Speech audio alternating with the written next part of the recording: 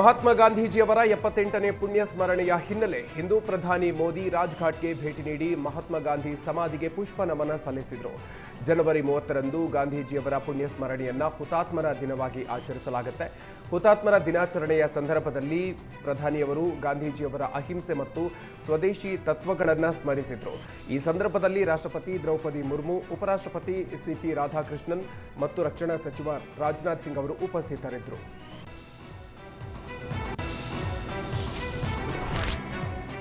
ಇಂಧನ ಇಲಾಖೆಯಲ್ಲಿ ಸಿಎಂ ಪುತ್ರ ಯತೀಂದ್ರ ಹಸ್ತಕ್ಷೇಪಕ್ಕೆ ಬೇಸತ್ತು ಕೆಜೆ ಜಾರ್ಜ್ ರಾಜೀನಾಮೆ ಕೊಡೋದಕ್ಕೆ ಮುಂದಾಗಿದ್ರು ಅನ್ನೋ ವಿಚಾರಕ್ಕೆ ಗೃಹ ಸಚಿವ ಡಾಕ್ಟರ್ ಜಿ ಪರಮೇಶ್ವರ್ ಪ್ರತಿಕ್ರಿಯೆ ಕೊಟ್ಟಿದ್ದಾರೆ. ಜಾರ್ಜ್ ರಾಜೀನಾಮೆ ವಿಚಾರ ಊಹಾಪೋಹ ಅಷ್ಟೇ. ಬೇರೆ ಬೇರೆ ಕಾರಣಕ್ಕೆ ಕೆಲವು ಸ್ನೇಹಿತರು ಇದನ್ನ ಹಬ್ಬಿಸಿದ್ದಾರೆ. ಇಂಥ ಘಟನೆ ನಡೆದಿಲ್ಲ. ಸ್ನೇಹಿತರು ಬಹಳಷ್ಟು ಜನ ಇದ್ದಾರೆ. ಓಲ್ಡ್ ಮತ್ತು ನ್ಯೂ ಫ್ರೆಂಡ್ಸ್ ಎಲ್ಲರೂ ಈ ರೀತಿ ಹಬ್ಬಿಸಿದ್ದಾರೆ. ಈ ಬಗ್ಗೆ ಜಾರ್ಜ್ ಅವರೇ ಸ್ಪಷ್ಟನೆ ಕೊಟ್ಟಿದ್ದಾರೆ. ಹೀಗಾಗಿ ಇದೆಲ್ಲ ಕಪೋಲ ಕಲ್ಪಿತ ಸುದ್ದಿ ಅಂತ ಪರಮೇಶ್ವರ್ ಹೇಳಿದ್ದಾರೆ.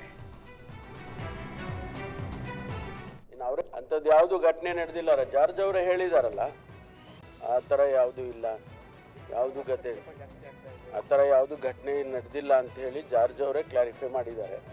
ಇನ್ನು ಅವರೇ ಮಾಡಿದ ಮೇಲೆ ನಾವು ಇದೆಲ್ಲ ಸ್ಪೆಕ್ಯುಲೇಷನ್ಸು, ಬೇರೆ ಬೇರೆ ಕಾರಣಕ್ಕಾಗಿ ನಮ್ಮ ಕೆಲವು ಸ್ನೇಹಿತರು ಇದನ್ನೆಲ್ಲ ಹಬ್ಬಿಸಿದ್ದಾರೆ. ಅಂಥದ್ದು ಯಾವುದು ಘಟನೆ ನಡೆದಿಲ್ಲ. ಅಂಥದ್ದು ಯಾವುದು ನಡೆದಿಲ್ಲ ಅಂತ ಹೇಳ್ತಾ ಇದ್ದೀನಲ್ಲ, ಓಲ್ಡು ನ್ಯೂ ಎಲ್ಲ ಅಂಥದ್ದು ಯಾವುದು ಘಟನೆ. ಇಂಧನ ಸಚಿವ ಕೆಜೆ ಜಾರ್ಜ್ ರಾಜೀನಾಮೆ ವದಂತಿ ಬಗ್ಗೆ ಡಿಸಿಎಂ ಡಿಕೆ ಶಿವಕುಮಾರ್ ಪ್ರತಿಕ್ರಿಯೆ ನೀಡಿದ್ದಾರೆ. ಕೆಜೆ ಜಾರ್ಜ್ ರಾಜೀನಾಮೆ ಕೊಡೋದೆಲ್ಲ ಸುಳ್ಳು ಸುದ್ದಿ. ಜಾರ್ಜ್ ಸೀನಿಯರ್ ಲೀಡರ್, ಯಾಕೆ ರಾಜೀನಾಮೆ ಕೊಡ್ತಾರೆ? ಅವರಿಗೆ ಬುದ್ಧಿ ಇಲ್ವಾ ಎಂದ ಡಿಕೆ ಶಿವಕುಮಾರ್, IAS ಅಧಿಕಾರಿ ನನ್ನ ಹತ್ತಿರನೂ ಕೆಲಸ ಮಾಡಿದ್ರು, ಅವರು ಗುಡ್ ಆಫೀಸರ್ ಅಂತ ಮೆಚ್ಚುಗೆ ಮಾತನಾಡಿದ್ರು. ಸುಳ್ಳ್ರಿ, ಜಾರ್ಜ್ ಯಾಕೆ ರಾಜೀನಾಮೆ ಕೊಡ್ತಾರೆ? Very senior leader. ಜಾರ್ಜ್ ಏನು ಬುದ್ಧಿ ಇಲ್ವಾ ಅವ್ನಿಗೆ? ಯಾಕೆ ರಾಜೀನಾಮೆ ಕೊಡಕ್ಕೆ ಹೋಗ್ತಿದೆ? Basic loyal senior most Congress man, ಅವರೆಲ್ಲ ರಾಜೀನಾಮೆ ಸುಮ್ಮನೆ ಹೂವಾಪುವಾಗಳಿಂದ ಇರ್ತದೆ ಅಷ್ಟೇ. ಆಫೀಸರ್ದೇನೋ ಇರ್ಬೋದು, ಅವರೇನೋ ಅಡ್ಮಿನಿಸ್ಟ್ರೇಷನ್ ಚೀಫ್ ಸೆಕ್ರೆಟರಿ ಏನೋ ನೋಟಿಸ್ ಕೊಟ್ಟಿದ್ರು ಅಂತ ಅಂದ್ಬಿಟ್ಟು ಪೇಪರ್ಲಲ್ಲೋ ಟಿವಿಲೋ ನಾನು ತೋರಿಸಿದೆ ಅಷ್ಟೇ. ಅವರು ಈಸ್ ಎ ಗುಡ್ ಆಫೀಸರ್, ನಾನು ನೋಡಿದ್ದೀನಿ, ನನ್ನ ಹತ್ರ ಕೆಲಸ ಮಾಡಿದ್ದಾರೆ. Is a good officer, but check ಮಾಡ್ತಾರೆ. ಎಲ್ಲ ಸುಳ್ಳ್ರಿ. ಇಂದು ಸದನದಲ್ಲಿ ಕಾಂಗ್ರೆಸ್ ಹಾಗೂ ಬಿಜೆಪಿ ನಡುವೆ ಬಳ್ಳಾರಿ ಗಲಾಟೆ ವಿಚಾರವಾಗಿ ಪರಸ್ಪರ ವಾಗ್ಯುದ್ಧ ನಡೆದಿದೆ. ಬಳ್ಳಾರಿ ಬ್ಯಾನರ್ ಗಲಾಟೆಗೆ ಶಾಸಕ ಭರತ್ ರೆಡ್ಡಿ ಕಾರಣ. ಶಾಸಕ ಭರತ್ ರೆಡ್ಡಿನ ಪಾತಾಳದಲ್ಲಿ ಇದ್ರೂ ಬಿಡಲ್ಲ ಎಂದಿದ್ದ ಜನಾರ್ದನ್ ರೆಡ್ಡಿ ಹೇಳಿಕೆಯನ್ನ ಪ್ರಸ್ತಾಪಿಸಿ ನಾಗೇಂದ್ರ ಗುಡುಗಿದ್ರು. ಜನಾರ್ದನ್ ರೆಡ್ಡಿ ಸದನಕ್ಕೆ ಸುಳ್ಳು ಹೇಳಿದ್ದಾರೆ. ಈ ಮೂಲಕ ಬಳ್ಳಾರಿಯನ್ನ ರಿಪಬ್ಲಿಕ್ ಆಫ್ ಬಳ್ಳಾರಿ ಮಾಡೋದಕ್ಕೆ ಹೊರಟಿದ್ದಾರಾ ಅಂತ ಪ್ರಶ್ನೆ ಮಾಡಿದ್ರು. ಈ ವೇಳೆ ನಾಗೇಂದ್ರ ಹೇಳಿಕೆಗೆ ಆಕ್ಷೇಪ ವ್ಯಕ್ತಪಡಿಸಿದ ಶಾಸಕ ಜನಾರ್ದನ್ ರೆಡ್ಡಿ, ರಿಪಬ್ಲಿಕ್ ಆಫ್ ಬಳ್ಳಾರಿ ಪದ ಪ್ರಯೋಗ ಬೇಡ, ನಾನು 100 ಜನ್ಮ ಎತ್ತಿದ್ರೂ ವಾಲ್ಮೀಕಿ ನಾಯಕ ಆಗಲ್ಲ ಅಂತ ತಿರುಗೇಟು ನೀಡಿದ್ರು. ಈ ವೇಳೆ ಸದನದಲ್ಲಿ ನಾಗೇಂದ್ರ ಹಾಗೂ ಜನಾರ್ದನ್ ರೆಡ್ಡಿ ವಾಕ್ಸಮರ ತಾರಕಕ್ಕೇರಿತ್ತು.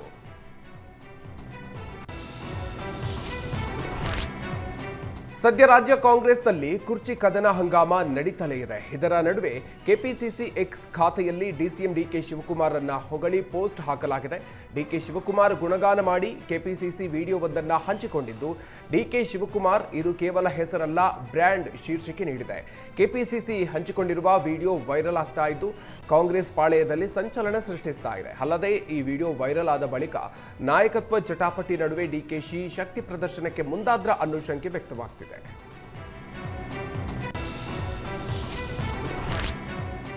ಸಿಎಂ ಡಿಸಿಎಂ ಸಚಿವರ ವಿರುದ್ಧ ಅವಹೇಳನಕಾರಿ ಪೋಸ್ಟ್ ಮಾಡಿದ ಆರೋಪದಡಿ ಬಿಜೆಪಿ ಎಕ್ಸ್ ಖಾತೆ ವಿರುದ್ಧ ಕಾಂಗ್ರೆಸ್ ದೂರು ನೀಡಿದೆ. ಸಿಎಂ ಸಿದ್ದರಾಮಯ್ಯ, ಡಿಸಿಎಂ ಡಿಕೆ ಶಿವಕುಮಾರ್ ಹಾಗೂ ಸಚಿವರ ಫೋಟೋ ಬಳಸಿ ಸ್ಕ್ಯಾಮ್ ಲಾರ್ಡ್ ಎಂಬ ಶೀರ್ಷಿಕೆ ನೀಡಿ ಬಿಜೆಪಿ ಪೋಸ್ಟ್ ಮಾಡಿತ್ತು. ಇದರಲ್ಲಿ ಕರ್ನಾಟಕವನ್ನ ಹಗಲಿರುಳು ಲೂಟಿ ಹೊಡೆಯುತ್ತಿರುವ ಸ್ಕ್ಯಾಮ್ ಸಾಮ್ರಾಜ್ಯದ ಅಸಲಿ ಕಥೆ ಅಂತ ಕೂಡ ಉಲ್ಲೇಖಿಸಿತ್ತು. ಲೂಟಿ ಮತ್ತು ಸ್ಕ್ಯಾಮ್ ಪದ ಬಳಸಿ ಪೋಸ್ಟ್ ಹಿನ್ನೆಲೆ ವ್ಯಕ್ತಿತ್ವ ಹರಣ ಹಾಗೂ ಸಮಾಜದಲ್ಲಿ ಗೊಂದಲ ಸೃಷ್ಟಿಗೆ ಯತ್ನ ಅಂತ ಸೈಬರ್ ಕ್ರೈಂ ಠಾಣೆಗೆ ಕಾಂಗ್ರೆಸ್ ದೂರು ನೀಡಿದ್ದು ಕ್ರಮಕ್ಕೆ ಆಗ್ರಹಿಸಿದೆ. ವಿಮಾನ ಅಪಘಾತದಲ್ಲಿ ಮಹಾರಾಷ್ಟ್ರ ಡಿಸಿಎಂ ಅಜಿತ್ ಪವಾರ್ ನಿನ್ನೆ ಮೃತಪಟ್ಟಿದ್ರು. ಹೀಗಾಗಿ ಕರ್ನಾಟಕದಲ್ಲಿ ಪ್ರೈವೇಟ್ ಜೆಟ್ ಹೊಂದಿರುವ ಹಲವರಿಗೆ ಆತಂಕ ಶುರುವಾಗಿದೆ.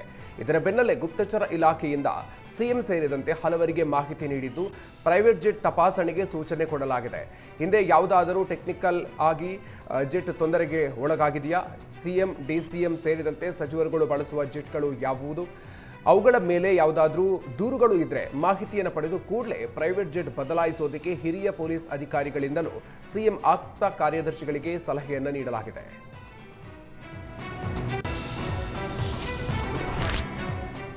ಗದಗ ಜಿಲ್ಲೆಯ ಲಕ್ಕುಂಡಿ ಗ್ರಾಮದ ಕೋಟೆ ವೀರಭದ್ರೇಶ್ವರ ದೇವಸ್ಥಾನದ ಆವರಣದಲ್ಲಿ ನಡೆಯುತ್ತಿರುವ ಪುರಾತತ್ವ ಉತ್ಖನನ ಕಾರ್ಯದಲ್ಲಿ ಹಾವು ಪತ್ತೆಯಾಗಿರುವುದು ಸ್ಥಳೀಯರಲ್ಲಿ ಆತಂಕ ಮತ್ತು ಕುತೂಹಲ ಮೂಡಿಸಿದೆ.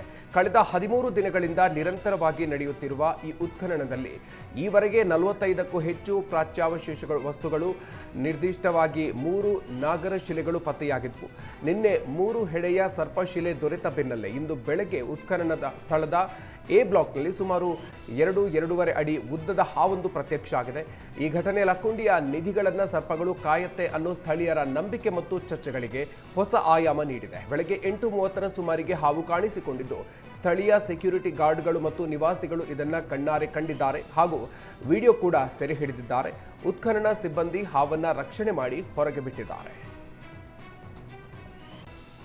ಸರ್ ನಾನು ಬೆಳಗ್ಗೆ 8:30ಗೆ ಆಕಸ್ಮಿಕವಾಗಿ ಈ ಜಾಗ ನೋಡಬೇಕಂತ ಬಂದೆ. ಹವ್ಯಾಸಕ್ಕೆ ಬಂದಾಗ ಆ ಕಡೆ ಎ ಬ್ಲಾಕ್ ಅಂತ ಗುರ್ತು ಮಾಡ್ಯಾರಲ್ಲ, ಆ ಬ್ಲಾಕ್ನಲ್ಲಿ ಒಂದು 2-2.5 ಅಡಿದು ಹಾವು ಇತ್ತು.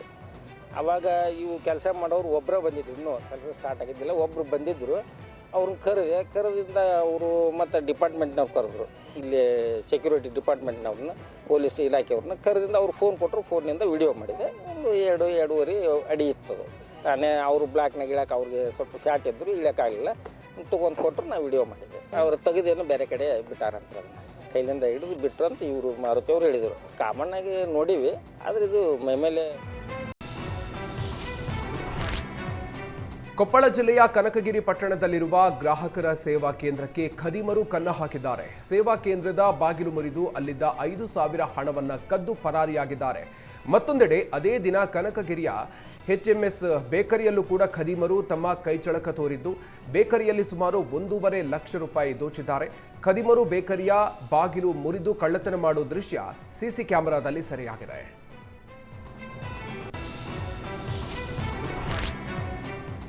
ರಾಮನಗರ ತಾಲೂಕಿನ ಹರಿಸಂದ್ರ ಗ್ರಾಮದಲ್ಲಿ ಪಂಪ್ ಸೆಟ್ ಕಳ್ಳರ ಹಾವಳಿ ಹೆಚ್ಚಾಗಿದೆ. ಹರಿಸಂದ್ರ ಗ್ರಾಮದಲ್ಲಿ ಒಂದೇ ರಾತ್ರಿ 10ಕ್ಕೂ ಹೆಚ್ಚು ಮೋಟಾರ್ ಪಂಪ್ ಸೆಟ್ಗಳು ಮಾಯವಾಗಿದ್ದು 2 ಖತರ್ನಾಕ್ ಖದೀಮರು ಕದ್ದೊಯ್ದಿದ್ದಾರೆ. 2 ಖದೀಮರು ಜಮೀನುಗಳಿಗೆ ಲಗ್ಗೆ ಇಟ್ಟು ಪಂಪ್ ಸೆಟ್ ಕದ್ದೊಯ್ಯುವ ವಿಡಿಯೋ ಸಿಸಿಟಿವಿಯಲ್ಲಿ ಸೆರೆಯಾಗಿದೆ. ಇನ್ನು ಪಂಪ್ ಸೆಟ್ ಕಳ್ಳತನದಿಂದ ರೈತರಿಗೆ ಲಕ್ಷಾಂತರ ರೂಪಾಯಿ ನಷ್ಟವಾಗಿದ್ದು ಕೂಡಲೇ ಖದೀಮರನ್ನ ಬಂಧಿಸಬೇಕು ಅಂತ ಆಗ್ರಹಿಸಿ ರಾಮನಗರ ಗ್ರಾಮಾಂತರ ಠಾಣೆಯಲ್ಲಿ ದೂರು ದಾಖಲಿಸಲಾಗಿದೆ. ಭಾರತೀಯ ಒಲಿಂಪಿಕ್ ಅಸೋಸಿಯೇಷನ್ ಅಧ್ಯಕ್ಷೆ ಹಾಗೂ ರಾಜ್ಯಸಭಾ ಸದಸ್ಯೆ ಪಿಟಿ ಉಷಾ ಅವರ ಪತಿ ವಿ ಶ್ರೀನಿವಾಸನ್ ನಿಧನರಾಗಿದ್ದಾರೆ. ವಿ ಶ್ರೀನಿವಾಸನ್ ನಿನ್ನೆ ನಡುರಾತ್ರಿ 1 ಗಂಟೆ ಸುಮಾರಿಗೆ ತಿಕ್ಕೋಡಿ ಪೆರುಮಾಳ್ಪುರಂನಲ್ಲಿರುವ ತಮ್ಮ ನಿವಾಸದಲ್ಲಿ ಕುಸಿದು ಬಿದ್ದಿದ್ರು. ತಕ್ಷಣ ಅವರನ್ನು ಹತ್ತಿರದ ಖಾಸಗಿ ಆಸ್ಪತ್ರೆಗೆ ಕರೆದೊಯ್ಯಲಾಗಿತ್ತು. ಆದರೆ ಚಿಕಿತ್ಸೆ ಫಲಿಸದೆ ಮೃತಪಟ್ಟಿದ್ದಾರೆ. ವಿ ಶ್ರೀನಿವಾಸನ್ ಅವರು ಕೇಂದ್ರ ಕೈಗಾರಿಕಾ ಭದ್ರತಾ ಪಡೆಯಲ್ಲಿ ಡೆಪ್ಯೂಟಿ ಎಸ್ಪಿಯಾಗಿ ನಿವೃತ್ತರಾಗಿದ್ದರು. 1991ರಲ್ಲಿ ಪಿಟಿ ಉಷಾ ಅವರನ್ನ ವಿವಾಹವಾಗಿದ್ರು. ಇನ್ನು ಪಿಟಿ ಉಷಾ ಪತಿ ವಿ ಶ್ರೀನಿವಾಸನ್ ನಿಧನಕ್ಕೆ ಪ್ರಧಾನಿ ನರೇಂದ್ರ ಮೋದಿ ಅವರು ಸಂತಾಪ ವ್ಯಕ್ತಪಡಿಸಿದ್ದಾರೆ.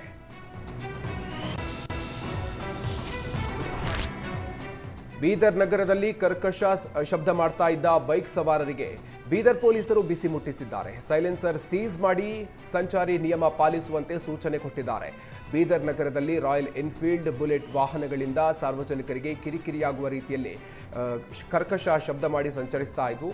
ಈ ಬಗ್ಗೆ ಪೊಲೀಸರ ಗಮನಕ್ಕೆ ಬರ್ತಾ ಇದ್ದಂತೆ ಬೈಕ್ಗಳನ್ನು ತಡೆದು ಡಿಫೆಕ್ಟಿವ್ ಸೈಲೆನ್ಸರ್ಗಳನ್ನು ಕಿತ್ತು ಹಾಕಿ ದಂಡವನ್ನು ವಿಧಿಸಿದ್ದಾರೆ.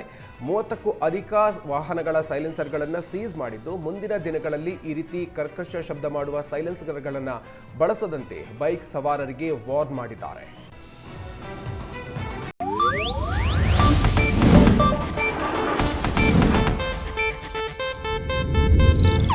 ಇದು ಏಷ್ಯಾನೆಟ್ ನ್ಯೂಸ್ ನೆಟ್ವರ್ಕ್ ಪ್ರಸ್ತುತಿ.